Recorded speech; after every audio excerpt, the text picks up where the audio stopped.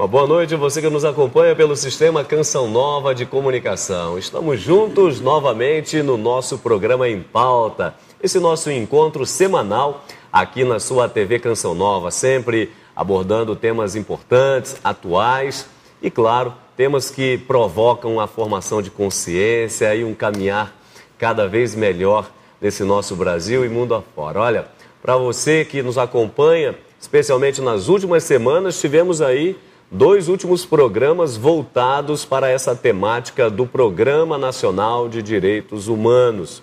Primeiro programa, você se lembra, fizemos uma abordagem mais geral. O segundo programa da semana passada, falamos sobre esse ponto que contempla o programa a respeito dos símbolos religiosos. E hoje vamos conversar nesse nosso último programa da série aí, por enquanto, né? Atribuições do judiciário e o poder de alguns movimentos populares. Antes de apresentar os nossos convidados, vamos então à nossa matéria de abertura para que você em casa possa se situar em relação à temática desta noite. Acompanhe.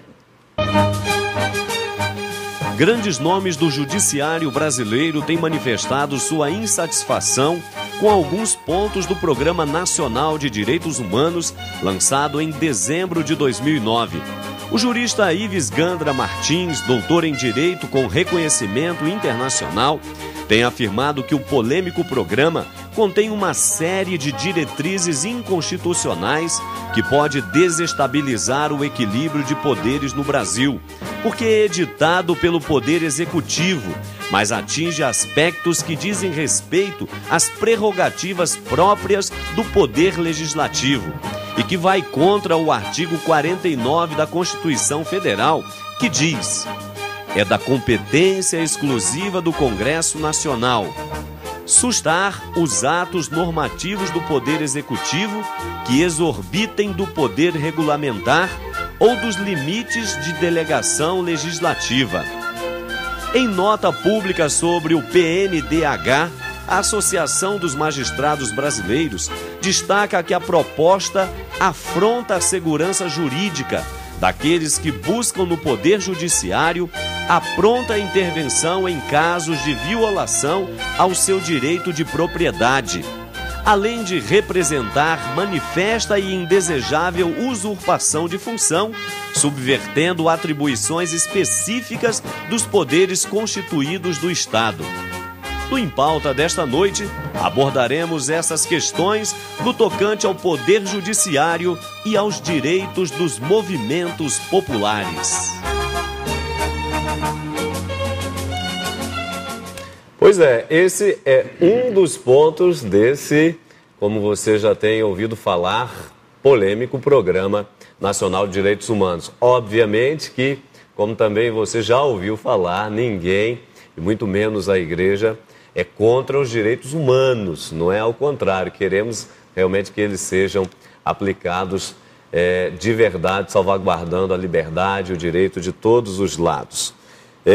O Programa Nacional de Direitos Humanos, você sabe que ele tem vários pontos, aqui estamos falando de mas pontos, por exemplo, que partiram, por exemplo, da assinatura do mesmo decreto por parte do presidente Luiz Inácio Lula da Silva, que disse, inclusive, ter assinado sem ter lido, né? Depois se retratou, mas pontos aí, a questão da invasão no campo, limites de controle da imprensa, por exemplo, o jornal Estado de São Paulo, você se lembra que há tempo atrás estava censurado, legalização da prostituição, aborto, união civil de pessoas do mesmo sexo e adoção de crianças, enfim, entre outros tantos pontos. Hoje, como proposto, vamos conversar sobre atribuições do judiciário e o poder de alguns movimentos eclesiais. Aqui nos nossos estúdios...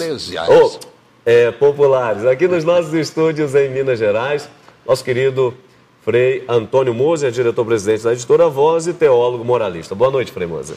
Muito boa noite. Uma vez mais juntos, esse tema realmente ele nos causa uma certa apreensão, ou seja, nós não sabemos bem como conduzi-lo, não é? A gente está diante de grandes desafios e queremos fazer com a serenidade de sempre. Nosso objetivo é ajudar a refletir, a encontrar os melhores caminhos para a nossa sociedade. E justamente para isso nós convidamos e recebemos aqui com muito carinho, pela primeira vez no nosso programa Em Pauta, o doutor Afonso Henrique de Miranda. Ele é procurador do Ministério Público, exatamente em conflitos agrários. Boa noite, doutor Afonso, e seja bem-vindo ao Em Pauta. Uma boa noite, Padre Milton, Frei Moser. Com muita satisfação que comparecemos aqui a esse programa Em Pauta para discutir tema de relevância nacional e mundial. Na medida em que, quando se trata de questões agrárias, nós temos que tratar de meio ambiente, nós temos que tratar de alimentação, nós temos que tratar da água, nós temos que tratar de tantas as coisas que têm reflexo não só nas pessoas imediatamente envolvidas no conflito agrário, mas com reflexo, evidentemente, em todas as pessoas que estão vivendo nessa terra que Deus nos proporcionou. Tá certo. Gostaria, então, já de perguntar aqui para o senhor, por favor, no primeiro momento, como temos feito com os nossos convidados, pouco a sua impressão sobre o decreto nacional, né, o Programa Nacional de Direitos Humanos, que foi colocado como um decreto, e a partir do ponto também do Poder Judiciário, do ponto de vista do Poder Judiciário, por favor. Pois bem, padre, nós temos, ao meu viso, uma situação em que, com as escusas aos que pensam em contrário, eu acho que está se dando relevância demais a essas questões que foram tratadas nesse decreto, na medida em que, do ponto de vista jurídico, ele apenas encerra normas programáticas e linhas de orientação de trabalho de governo. Acho que, por ser um Plano Nacional de Direitos Humanos, ele deve ser tratado e deve ser abordado com ênfase, porque nada existe sem que se passe por direitos humanos. Sim. O princípio da dignidade da pessoa humana, que vem estabelecido como princípio basilar na Constituição Federal, é o ponto de partida de todos os direitos, de todos os deveres, das prerrogativas dos cargos. Ou seja, esse plano precisa ser visto de uma forma, ao meu viso, de uma forma construtiva.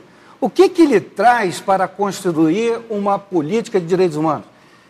Como indagações, qual foi a política de segurança pública no Brasil que teve como base a linha de direitos humanos?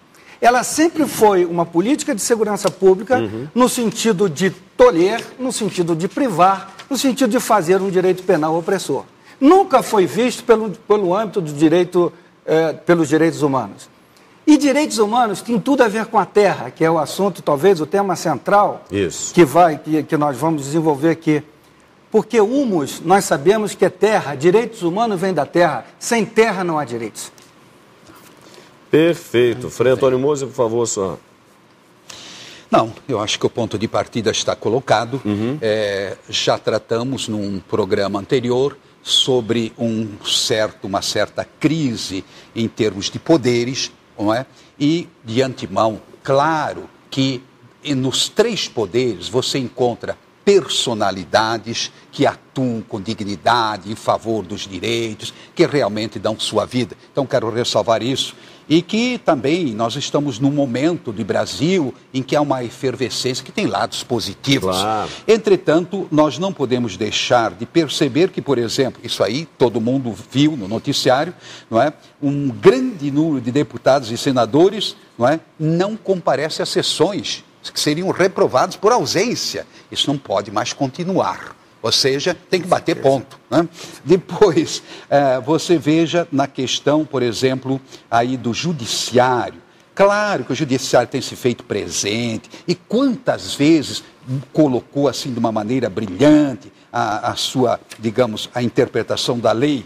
Agora, eu diria o seguinte, o judiciário, a meu ver, está sendo um pouco colocado de lado enquanto poder, não é, constituinte da República. Não é? Agora, isso significa concretamente o quê? Que o executivo não é o presidente, mas eu diria assim, o governo está, por assim dizer, querendo abraçar um pouco todas as áreas. Isso é muito perigoso. Sempre esse equilíbrio dos poderes é que traduz a uma sociedade saudável e que garante o direito de todos. E por isso que existem os 3 poderes, não existe um poder. Pois é.